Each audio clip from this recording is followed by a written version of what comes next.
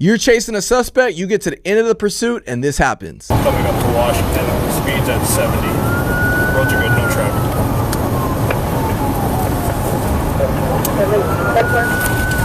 1050, 1050. We are just on the... Shots fired, shots fired!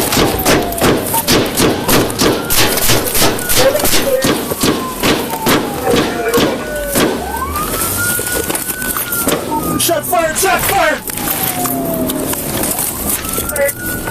9-13, I'm hit.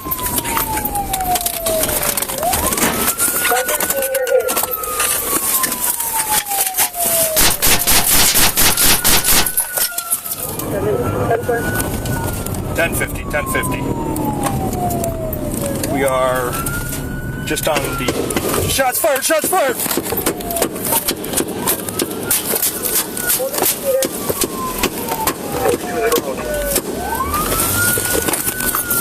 Shots fired! Shots fired! 9-13, I'm hit.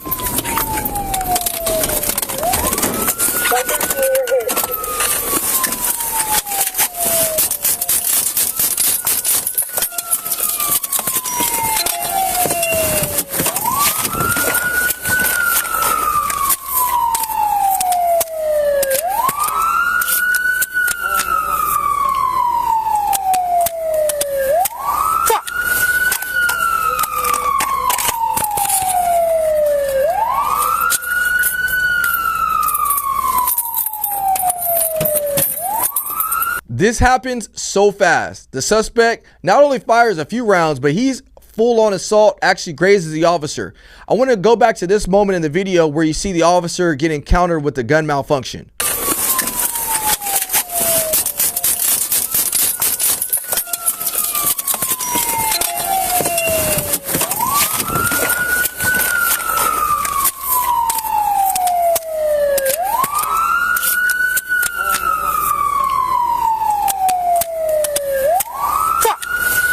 The officer gets his gun malfunction. He tries to clear it. It looks like it doesn't clear. Then he goes and he's still thinking he gets his long rifle because now he's dealing with the suspect that fled into the woods. The point I'm trying to make is this officer is still able to think pretty clearly and say, hey, look, you know what? I'm grazed by this bullet, but he says something, and notice what he says. 9-13 Sauk. I've been grazed in the arm. I'm 10-2. I'm in the fight. He says, I'm still in the fight. That basically means, hey, look, you know what? I've been grazed, but I'm still in this fight. We're still going to bring this thing to the end. This is a mindset. This officer had a warrior's mentality, which I love. That means that, hey, you know what? I've been fired at, I've been grazed, but I'm still in this fight. I'm not going to give up. I've even had a freaking gun jam. This is why it also comes back to the importance of your training.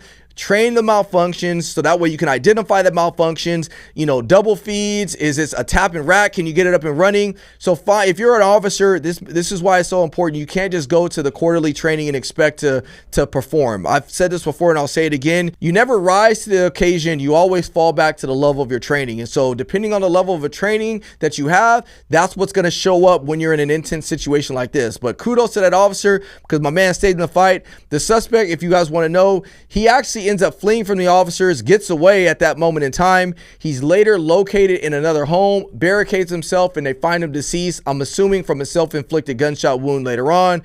So the officer, you know, he ends up surviving. Nothing else happened outside of him being grazed, but it just goes to show the mindset of what can happen in a dangerous or crazy pursuit like this, and also showing what happens when you stay in the fight. What do you guys think in the comment section below?